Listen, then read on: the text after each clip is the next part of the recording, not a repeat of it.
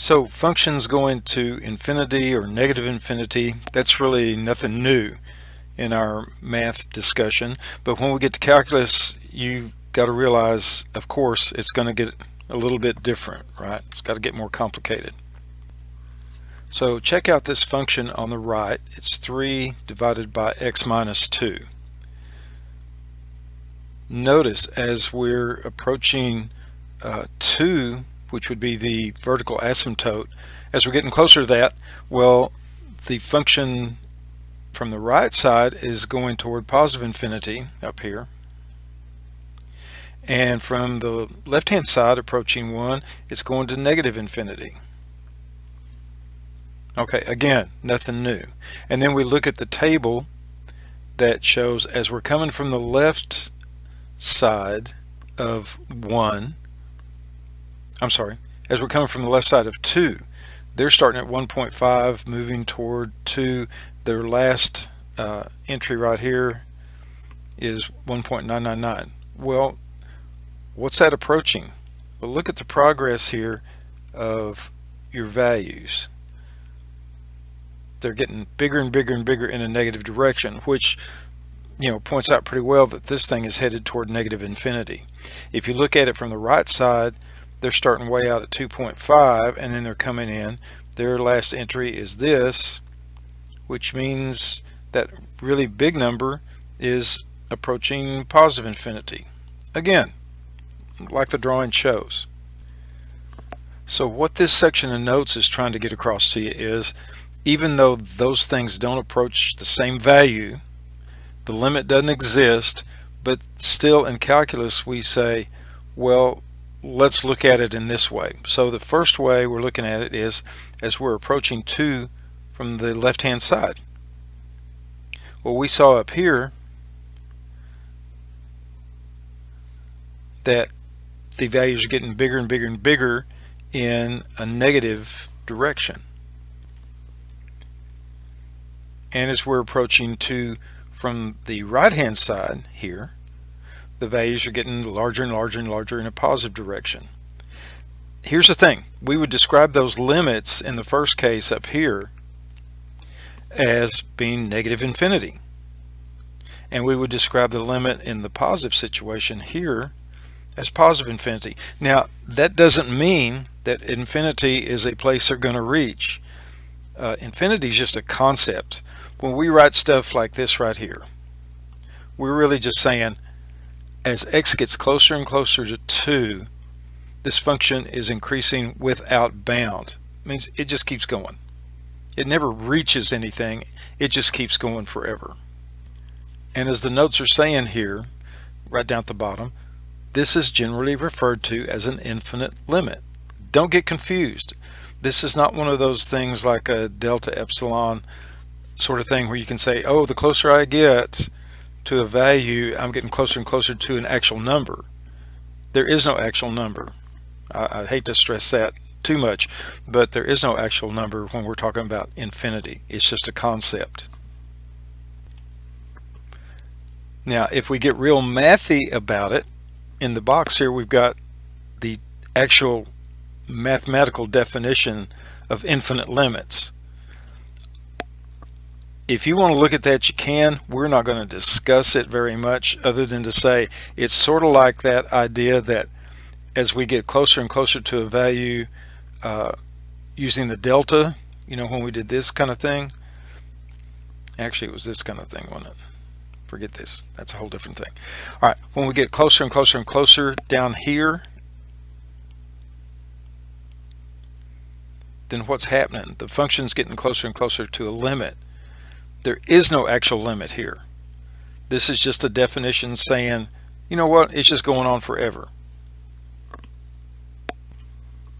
Let's take a look at these two graphs. Both of them have infinite limits in the context that I just said something about. There's no actual number they're approaching. They are just approaching infinity, either both the same direction or in opposite directions. Now, how could I tell something about these things even if I didn't have the graphs to help me? Well, first of all, I'm going to look at the function itself. Now if I wanted to, I could plug values closer and closer and closer to 1 to see what this thing's going to do. Or I could look at it like from this standpoint. As x is approaching 1, shown right here, as x is approaching 1, what's happening on the bottom of this fraction? It's getting closer and closer to 0. So it would end up at that if x ever reached 1. But remember, we don't care what happens at 1, we're talking about as it approaches it.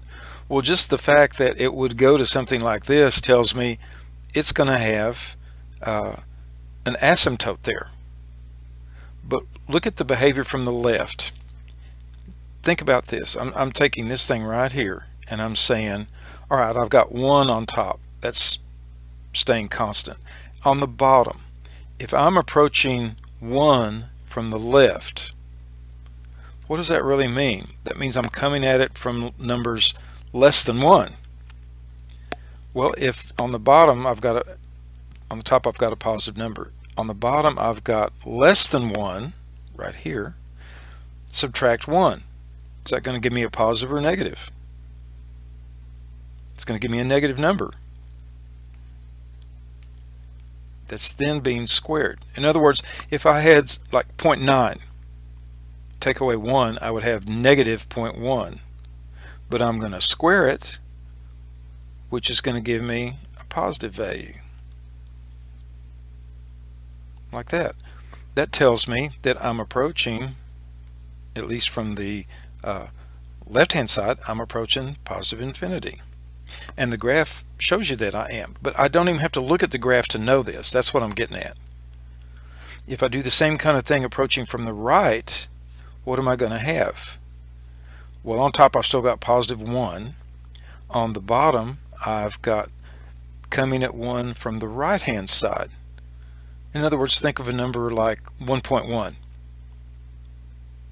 If I have 1.1 and I subtract 1, on the bottom I've got a positive number that's being squared. So I look at my fraction, I'm going like this. I know it's going to go to infinity. How do I know that? Well, from back up here. But which infinity? Positive or negative? Well, this one indicates positive. Again, if you look at the graph, if you go back up and look at the graph, from the left-hand side it's approaching positive infinity. From the right-hand side it's approaching positive infinity. I didn't need the graph to know that if I just think about the function itself. Let's look at the other one over here. Now what do I have? In my denominator I'm not squaring anything. I've got x minus 1. On top I've got negative 1 up here. So on top I've got a negative number. On the bottom, if I'm approaching from the left, again that would be like 0.9 there for x, which would give me a negative on the bottom, right? A number smaller than 1, subtract 1 from it, that gives me negative, which would give me positive. I know it's going to go to infinity because I'm approaching this thing that's going to make the denominator 0. But which infinity? Well, the positive one. So the limit here would be going to positive infinity. If I look at it from the right-hand side, I'm just going to mentally say, okay, x right down there on the denominator, I'm going to put in 1.1. On the top, I've still got a negative 1. On the bottom, I would have a positive number. A negative divided by a positive gives me negative. So I know it's going to go to infinity, but it's going to be negative infinity. Think about that for just a second. I could make a table, I could go through all that and plug values in, but when I know it's going to infinity, I really don't need to do that if I just think about what I just showed you. Okay, let's look for a minute at vertical asymptotes. Every one of y'all knows what that is. Let's make sure we understand the calculus twist on it.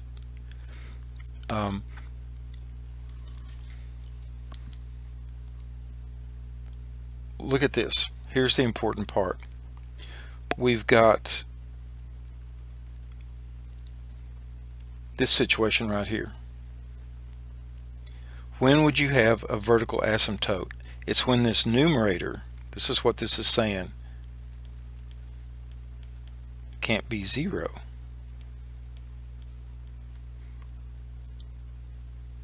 In other words, if I had a situation where the numerator is 0 and the denominator is going to 0, that's not going to be a vertical asymptote.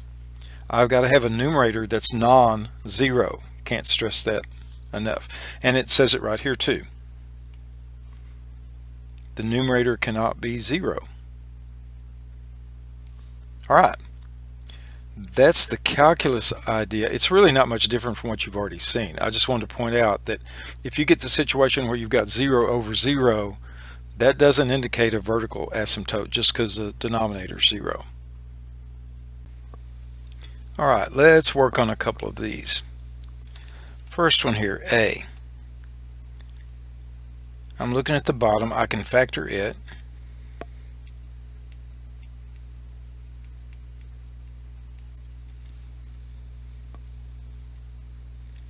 And so I know that there's going to be a vertical asymptote at x equals -1.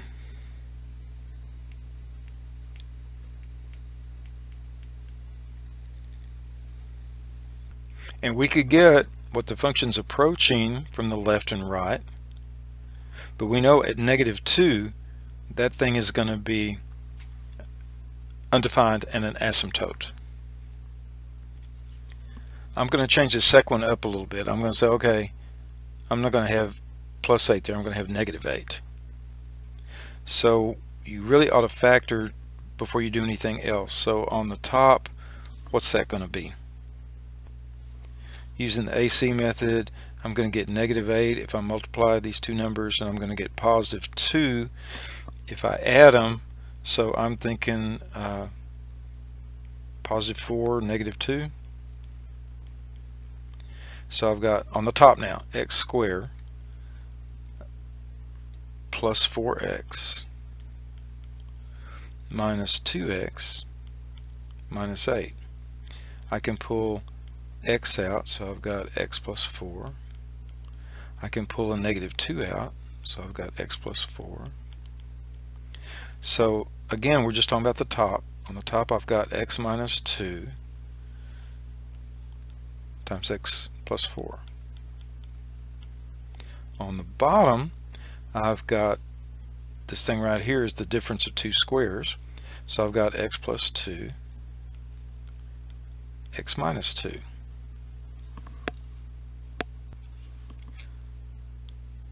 Well, I can cancel this with this, which leaves 1, 1. So my fraction turns into this, x plus 4 over x plus 2. Okay, I know that the x minus 2 from what we've talked about before, that means there's a hole there because I could cancel. So that means the hole would be at 2.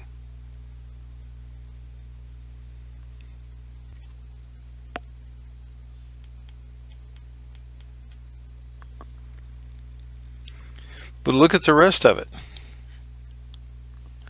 This right here shows me I'm going to have a vertical asymptote at x equals -2. Alright, here's the graph. We can see the vertical asymptote at -2, x equals -2. Just to look at where the hole is, as I'm approaching +2 from the left, as I'm getting closer and closer and closer, I can see what the limit is approaching. Once I get, I'm really close right there, once I'm getting at 2, we see that the function's undefined. Let's find these limits. So the first one, we're approaching 1 from the positive side, from the right. Okay, think with me a minute. I know if I get to 1, it's going to be undefined, so there's going to be a vertical asymptote there. Better factor the top though, just to make sure. So I've got what? I've got on top x times x minus 3 and x minus 1 down here.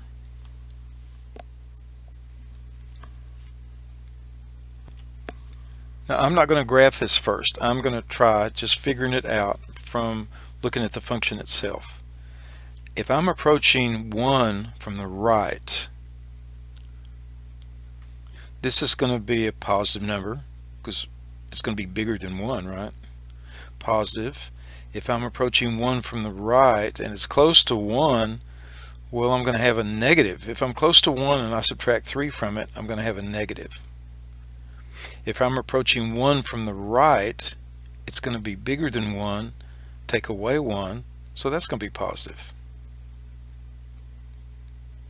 So on top, what have I got? I know it's going to go to infinity. I want to decide which one, because if it became 1, then it would be an undefined function. I know it's going to go to infinity. So I've got on top positive times a negative. On the bottom I've got positive. On top then I've got negative divided by positive equals negative. So I know this function, the limit as x approaches 1 from the right, is going to be negative infinity. Okay, we'll graph all of these here in just a minute, because these are all the same function. Please notice, all 3 of these. Alright, let's find the limit as we're approaching from the left. Look on top. Let me write it again here.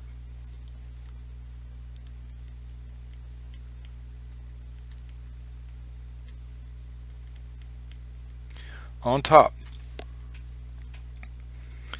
Now I'm talking about a number smaller than 1 because I'm approaching 1 from the left. So if I've got a number smaller than 1 here, that's still a positive number. I've got a number smaller than 1 here. This is still going to be a negative number, isn't it? A number smaller than 1 subtract 1 is going to be a negative number.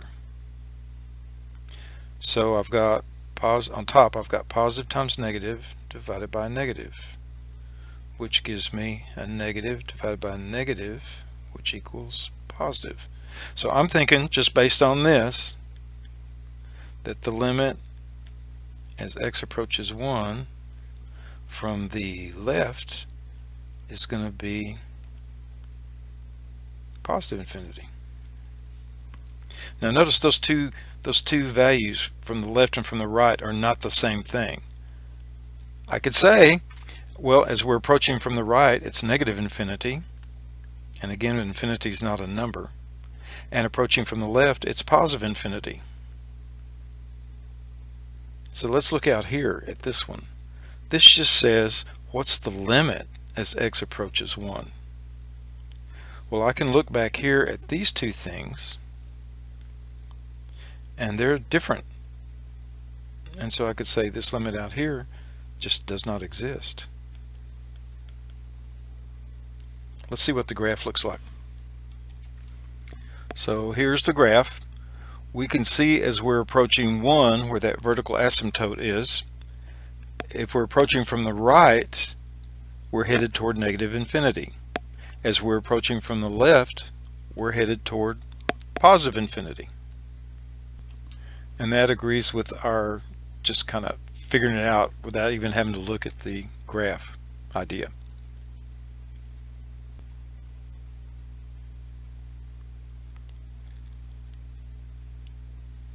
Here's some important properties when you're talking about infinite limits.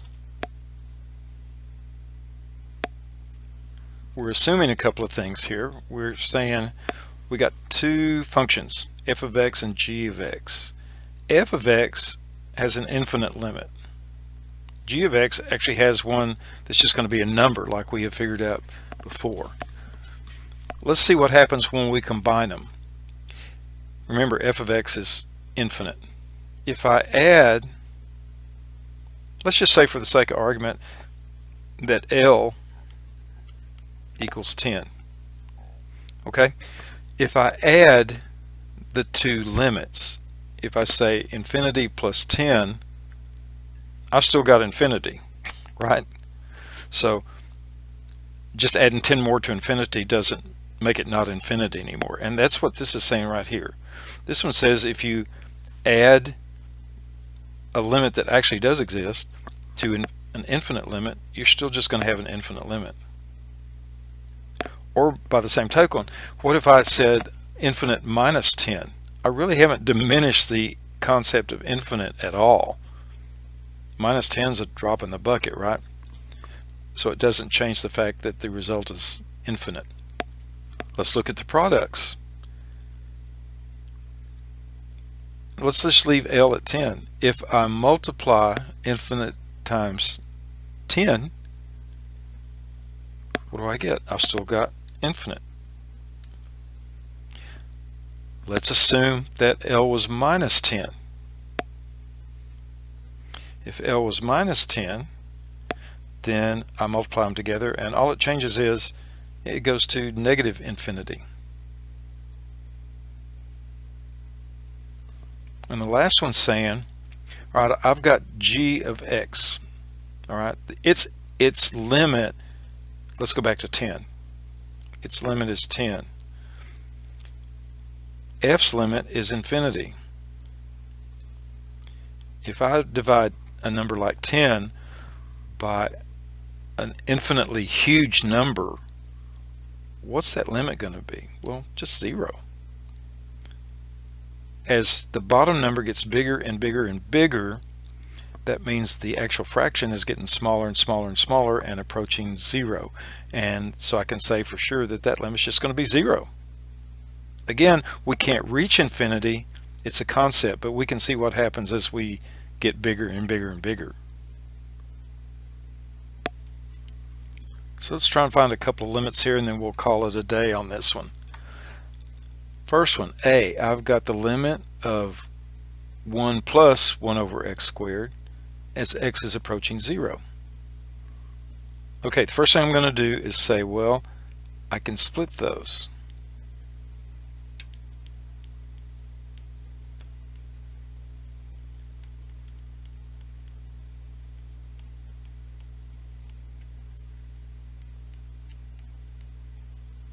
Why can I do that? Well, because one of our theorems says I can add two limits together to get one limit, and so we're starting with one limit and I'm just splitting it into its two parts. If you want the actual theorem, it's theorem 1.2, and we found that in the section 1.3 notes. So it might be good to go back and review these right here. The one I'm using is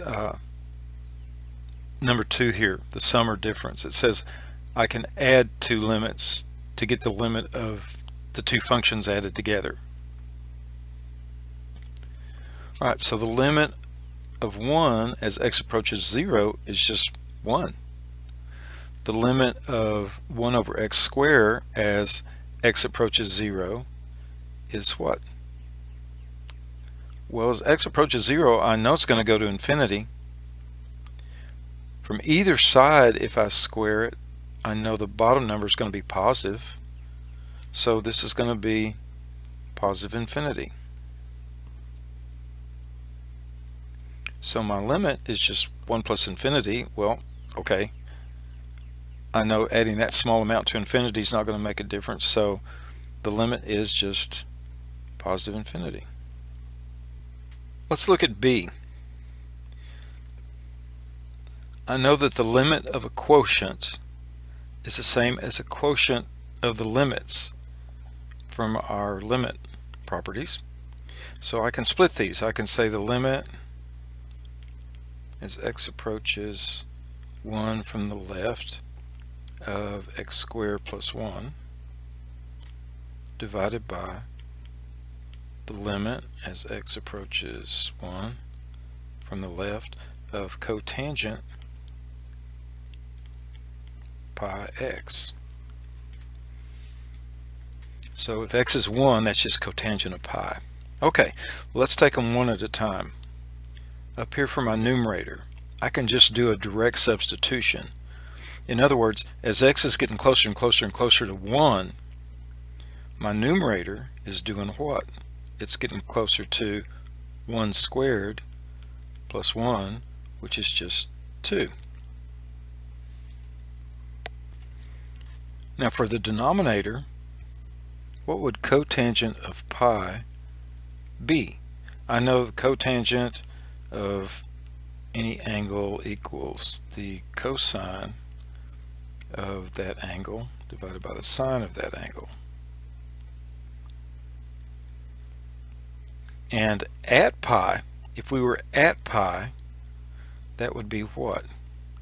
Cosine of pi is -1, and the sine of pi is 0. So my denominator is going toward 0, which means my whole fraction is going to go to undefined. Okay, now what do we do? Well, I'm coming at 1 from the left-hand side. That's important to keep in mind. I'm coming toward 1 from the left-hand side. That means I'm starting a little bit smaller than 1 for this value right here, for my x. That means if it's smaller than 1, I'm coming at it from the cotangent a little bit less than pi. Well, where would that be? Here's pi, right, as an angle. I'm coming at it from a little bit less than that, which means I'm coming at it from in here someplace, in quadrant 2. So I'm approaching this angle from quadrant 2. Well, cotangent in quadrant 2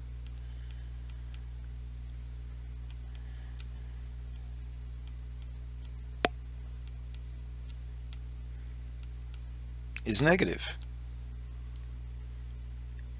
So I know then that the limit of this guy is going to be -infinity. You might want to just think about that for a second. This one's tricky. I'm approaching it from quadrant 2. That's where cotangent is negative. If you remember that cast stuff we talked about in pre-cal, this.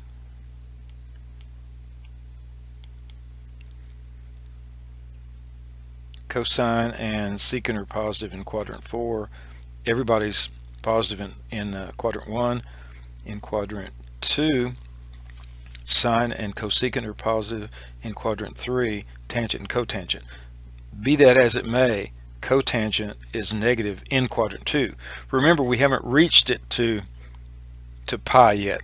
We're on the smaller side, getting 2 pi in this problem. So I know that cotangent is negative. Okay, well, what negative infinity is what we've got for our denominator. What does that mean? That means this limit up here is 2 divided by -infinity. I've got just a number on top. On the bottom, I've got an infinitely large number. Doesn't matter whether it's negative or positive. I've got a huge number that I'm dividing into a small number. That means our limit is just 0. Tricky, very tricky. Okay, last two. I know from the rules that the limit of a product is the same as the product of limits. So I can split this apart. I can say limit as x approaches 0 from the right of 3 times the limit as x approaches 0 from the right for cotangent x. All right, well, as x approaches 3, as x approaches 0, this limit right here is just 3 because it's a constant function. So there's my first one, times, now we got to look at the limit of cotangent x as x approaches 0 from the right. That means it starts out bigger than 0 and is moving towards 0. Well, as we saw before, cotangent is the same as cosine of a value divided by sine. At 0, cosine is 1 and sine is 0, which means undefined, so we know we've got an infinite limit going on. Where does that leave us? Well, no, this is undefined, but I know that cotangent in quadrant 1, which is where we're talking about, is positive. So that means it's headed toward positive infinity. So the second limit becomes this. Well, if I multiply 3 times infinity, I still just get infinity. So the limit of this thing is positive infinity. Last one. The limit of a sum is the same as the sum of the limits. Okay, so I can say limit as x approaches 0 from the left of x squared plus the limit as x approaches 0 from the left of 1 over x. My first limit, I can do direct substitution. So my first limit would be 0 squared. My second limit would be what? As we're coming at it from the left, that means we're coming at 0 from negative values. So from the left, this thing would be going in a negative direction, so it would be headed toward negative infinity. So this limit would be this. So I've got 0 plus negative infinity. The limit for the whole thing would just be that. And once again, just to remind you, these limits that we found here and here, they're just one-sided limits. We're not saying the limit for this whole function would be that, or even if it exists, because obviously it doesn't, because we've got infinite limits. Same way with this one. So just remember, these are one-sided limits that we're finding on this. Okay, I think that wraps up these notes. If you got some questions, please get with me.